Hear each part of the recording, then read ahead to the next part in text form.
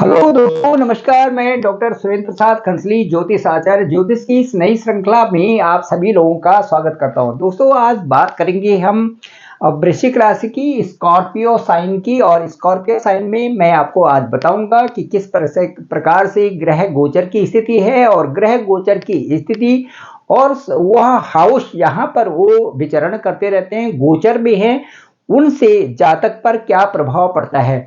आइए हम वृश्चिक राशि के बारे में बताएं कि ये चंद्र कुंडली के हिसाब से हम बता रहे हैं। ठीक जो है चतुर्थ भाव जो है वहां पर शनि और मंगल इस समय गोचर कर रहे हैं। यदि हम पांचवें घर की बात करें तो वहां पर राहु, शुक्र और सूर्य की स्थिति है।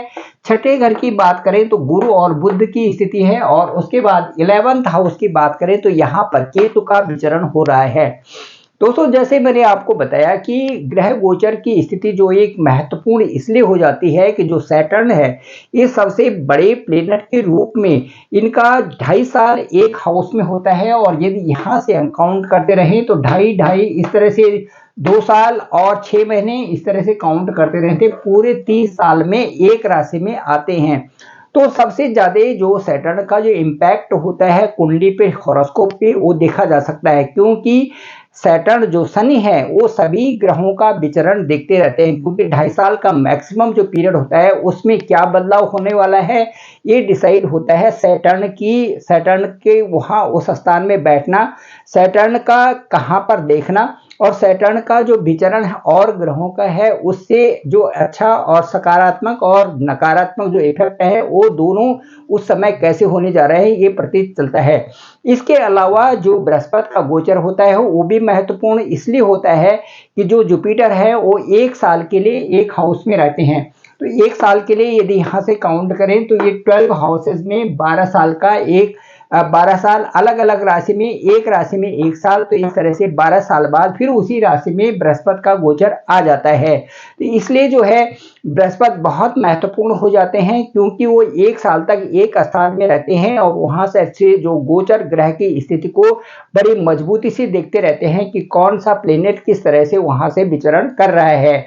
इसके अलावा जो राहु है और केतु है, इनका 18 महीने का गोचर एक सामने होता है। हालांकि ये छल ग्रह हैं, हालांकि ये छाया ग्रह हैं, तो ये इनका गोचर भी महत्वपूर्ण हो जाता है, क्योंकि जहां पर राहु और केतु का विचरण होता है वहां पर परिवर्तन का आना स्वाभाविक हो जाता है। परिवर्तन वहां पर इस तरह से आता है कि यदि आपके वो उस क्षेत्र में आते हैं जहां से कि जहां पर और ग्रह जो अच्छे ग्रह आ रहे हैं उनके साथ में यदि राहु और केतु वहां पर होते हैं तो किसी न किसी से वो अपना प्रभाव जरूर छोड़ते हैं। इसके बाद दोस्तों आ जाते हैं शुक्र पे, सूर्य पे। तो सूर्य जो है एक राशि में 1 महीने रहते हैं। इसी तरह से शुक्र और जो बुध है, इनका गोचर भी छोटे समय के लिए होता है। चलिए, आज जो सबसे महत्वपूर्ण है, हम वृश्चिक राशि की बात कर रहे थे, तो सबसे पहले मैं आपको ये बताना चाहूंगा कि जो फर्स्ट हाउस है, फर्स्ट हाउस से हम ये बताते हैं, जो फर्स्ट हाउस है उसमें है अंक है 8। और अंक 8 का मतलब है कि जो इसको रूल्ड कर रहे हैं, रूल करने वाले जो प्लेनेट हैं वो है मार्स, वो है मंगल। मंगल का जो गोचर है वो चतुर्थ भाव में है, और चतुर्थ भाव में जो गोचर है वो शनि के साथ में है, तो ये भाव सुख स्थान होता है। तो यहाँ पर कई सारी चीजों में आपका डिले का प्रोसेस चल रहा है, कार्य तो होंगे लेकिन थोड़ा डिले का यहाँ पर दिख रहा है। इसके बाद यदि मैं कहूंगा कि मंगल यहाँ से 23 तारीख को ये 5th हाउस में आ जाएंगे, तो 5th हाउस में आकर के और 1 जून को फिर 6ठे घर में आ जाएंगे। इस तरह से मंगल का यहाँ पर गोचर दिखाई दे रहा है। यहाँ से 23 अप्रैल और फिर जो है यहाँ पर 1 जून को यहाँ पर 6ठे हाउस में आ जाएंगे, तो यहाँ पर अपनी राशि के हो जाएंगे। तो मंगल से मुझे ये लग रहा है कि बाकी तो सारा ठीक है, लेकिन जो बृहस्पति का गोचर है, पंचम हाउस का गोचर है, इस समय 6ठे हाउस में है, तो थोड़ा सा मैं ये कह रहा हूँ कि स्वास्थ्य के प्रति विशेष करके पेट से संबंधित जो है, जो खाने पीने में जो चीजें हैं उनको अच्छा सा खाएं, और अच्छा बेहतरी के लिए आप अच्छा सा भोजन ले सकते हैं, अच्छा सा इनटेक ले सकते हैं जिससे आपका स्वास्थ्य अच्छा रहे। दूसरा दोस्तों मैं ये बताऊंगा कि यदि हम इस स्थान से प्रिडिक्शन करना चाहें तो ये पंचम स्थान होता है। पंचम स्थान आपकी हायर स्टडीज का भी होता है। पंचम स्थान आपकी पढ़ाई लिखाई के साथ साथ में जो आपका एक सुख और बुद्धि बुद्धि से संबंधित भी होता है। पंचम स्थान आपके संतान का भी होता है। पंचम स्थान आपका पार्टनर का भी होता है। लव रिलेशन के लिए भी हम इसी स्थान से देखते हैं। तो चूंकि यहाँ पर यदि पढ़ाई लिखाई की बात की जाए तो यहाँ का अंक है 12। 12 अंक के जो लॉर्ड हैं वो आर्क हैं 6th हाउस में। 6th हाउस 6, 8, 12 की स्थिति बहुत अच्छी मजबूत नहीं मानी जाती। वहां पर बुध बकरी ग्रह के साथ में है। तो मैं ये कहूंगा कि चूंकि चूंकि जो है यहाँ से भी सूर्य का गोचर 14 अप्रैल को छठे स्थान में हो जाएगा। शुक्र का गोचर भी 23 अप्रैल को छठे स्थान में हो जाएगा। राहु जो है पंचम स्थान में बने रहेंगे और ये 18 महीने की स्थिति इनकी यहाँ पर है। तो ये सोचने की जो बीमारी आपको इस समय बनी होगी, जो वृश्चिक राशि वाले लोग हैं ये सोचते ज्यादा हैं, सोचते इस समय ज्यादा सोचते रहते होंगे। उसमें कई सारे कंफ्यूजन की स्थिति बन जाती है कि एक कार्य किया जाए कि नहीं किया जाए। 1 मई को जब गुरु का गोचर ठीक जो है सप्तम भाव में होगा तो इनकी जो सोचने की जो आदत होगी उसको रिलैक्स होंगे। और उसके बाद मैं ये बताऊंगा कि इसमें बहुत अच्छा बदलाव आ जाएगा। और फिर जो यहाँ से गुरु जो है यहाँ से 1, 2, 3, 4, 5 आपके लाभ स्थान में देखेंगे। 6, 7 आपके लग्न को देखेंगे। और इस तरह से जो गुरु की जो दृष्टि होगी वो आपके लिए बहुत शुभता प्रदान करने वाली है, क्योंकि आपके लग्न को देखिए और दूसरा आपके लाभ स्थान को देखेगी। इससे जो परिवर्तन आने वाला है वो आपके व्यवसाय में भी आने वाला है। तो साथ साथ में आपका जो जहां पर आप नौकरी करते हैं उसमें भी परिवर्तन आएगा। साथ साथ में उससे आपको लाभ होगा और लाभ के साथ साथ में आपका जो स्वास्थ्य भी ठीक रहेगा। और साथ साथ में जो हायर स्टडीज है उसमें आप जो काम करने जा रहे हैं वो काम एक ऐसे दौर पे आएंगी जहां पर आपके लाभ की स्थिति भी होगी और साथ साथ में आपका वो काम भी होता जाएगा। तो वृश्चिक राशि वालों के लिए जो ये जो पीरियड होगा 1 मई के बाद में वो बड़ा खूबसूरत होगा और बहुत अच्छे तरीके से वहां पर, क्योंकि पूरे 1 साल के लिए सप्तम भाव में यहाँ पर बृहस्पति का गोचर होगा जो कि बहुत अच्छा है। बृहस्पति ये वृश्चिक राशि वाले स्कॉर्पियंस के लिए।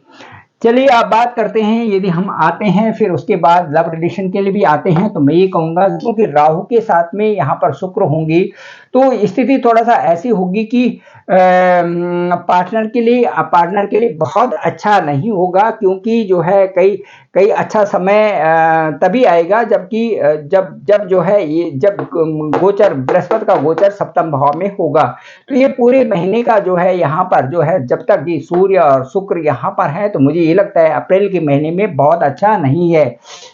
ठीक है, तो चलिए क्योंकि यहाँ पर जो है बकरी के ग्रह के साथ में भी यहाँ का जो गुरु है बकरी बुध के साथ में भी बैठे हुए हैं, इसलिए अप्रैल के महीना बहुत अच्छा नहीं रहेगा। उसके बाद मई के बाद ही जो है आप एक अच्छा सा संपुट बना सकते हैं और अच्छी दोस्ती के साथ में आगे बढ़ सकते हैं। चलिए यदि आते हैं हम वैवाहिक जीवन के लिए, वैवाहिक जीवन का अंक है 2, यहाँ पर अंक है 2 और इनका जो लॉर्ड होते हैं इनके लॉर्ड होते हैं आपके शुक्राचार्य जी शुक्र। तो शुक्र की स्थिति है ठीक यहाँ पर पंचम स्थान में राहु के साथ में है, लेकिन सूर्य के साथ में भी है और साथ साथ में मैं ये कहूंगा कि यहाँ पर उच्च के बन जाते हैं। तो जब भी कोई ग्रह उच्च के होकर के 1, 5, 9 में बैठता है तो ये मान लेना चाहिए कि वो स्थिति अच्छी रहेगी। तो मुझे लगता है कि आपका जो मैरिड लाइफ है वो ठीक चल रही है, अभी बहुत ज्यादा जो उसमें तनाव नहीं है, किसी प्रकार से थोड़ा बहुत तो चलता है क्योंकि वहां पे राहु का प्रभाव है। लेकिन शुक्र उच्च होने से और पंचम स्थान में है तो मैं समझता हूं कि लव जो आपकी जो मैरिज लाइफ होगी वो अच्छी होगी। अब मैं ये बताना चाहूंगा कि जो 2 अंक हैं वहां पर उच्च हैं, 5वें घर में है तो इसलिए मैरिज लाइफ तो अच्छी है ही। तो 24 अप्रैल से जब यहाँ पर शुक्र छठे घर में आएंगी तो कुछ समस्याएं हो सकती हैं। 24 अप्रैल के बाद थोड़ी सी समस्याएं हो सकती हैं, लेकिन 19 मई से और 11 जून का जो पीरियड होगा क्योंकि शुक्र उसके बाद अपने ही घर में यहाँ पर आ जाएंगे और जब शुक्र अपने घर में आएंगे सहवत में तो आपकी बल्ले बल्ले हैं 19 मई से और 11 जून तक जो भी आपने काम करना है वो आप कर सकते हैं। अच्छे सेटलमेंट के लिए, अच्छे जो है अच्छे जीवन के लिए जो भी आप इन्वेस्टमेंट करना चाहें, जो भी आप जिस तरह से सुख साधनों में वृद्धि करना चाहिए और भी जो चीज़ें हैं वो कर सकते हैं, लंबी यात्रा भी कर सकते हैं और कोई भी सोचा हुआ जो अच्छा कार्य है उसको आप 19 मई से और 11 जून तक कर सकते हैं वृश्चिक राशि वाले। इसके बाद मैं ये कहूँगा कि जो 4 अंक हैं यहाँ पर ये नोट करते हैं आपके भाग्य को, फॉर्च्यून को, कि किस तरह से आपका जो भाग्य है आपको किस ओर ले जाना चाहता है। क्योंकि भाग्य का अंक है 4 और 4 का जो लॉर्ड होता है वो होता है मून। तो मून साइन जो है एक जगह में बहुत कम 2 दिन के लिए 102 दिन के लिए गोचर करते हैं। तो इसलिए जो मून साइन से बहुत अच्छा तो उसका प्रभाव नहीं पड़ता, लेकिन इतना ही काफ़ी है कि मून साइन आपका 5वें में, यहाँ पर जो नवम स्थान है उसमें भाग्य स्थान में है। तो कुंडली के जो सूर्य और जो चंद्रमा है दोनों एक राजा के रूप में होते हैं, इनकी स्थिति काफ़ी मजबूत होती है। तो 9 में स्थिति भाग्य हम कह सकते हैं कि अच्छा है।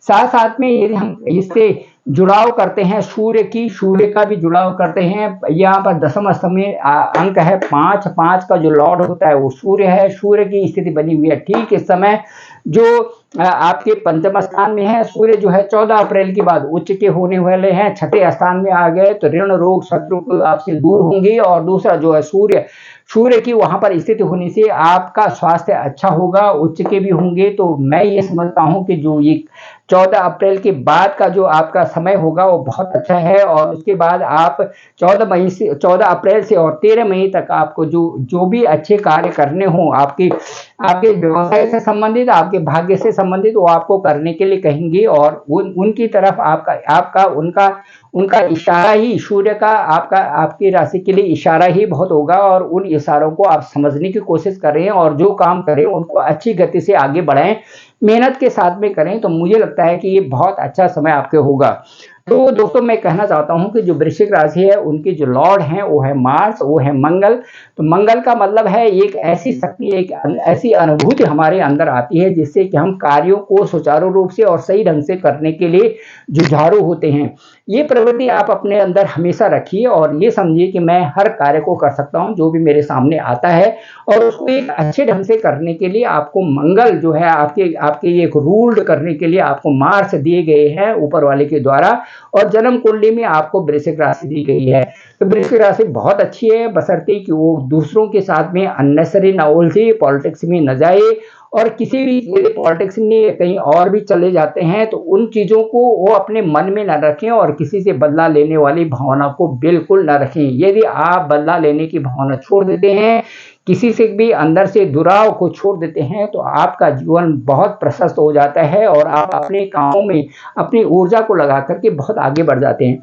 Thank you very much. मैं डॉक्टर सुरेंद्र प्रसाद खंसली, ज्योतिष आचार्य, और मेरा डिस्क्रिप्शन पे नंबर है 9868280191। आप मुझे कॉल भी कर सकते हैं, अपना हॉरोस्कोप भी ले सकते हैं और जाने अपने बारे में कि आपका समय कब आ रहा है, इतना सुंदर कब आ रहा है जब आपने अपने कार्यों को बहुत अच्छे ढंग से करने वाले हैं। तो थैंक यू दोस्तों। और इस जो ब्लॉग को आप दूसरे लोगों को भेजिए, लिंक दूसरे लोगों को भेजिए, अधिक से अधिक संख्या में सब्सक्राइब भी करें और मेरे से बात जरूर करें। Thank you very much.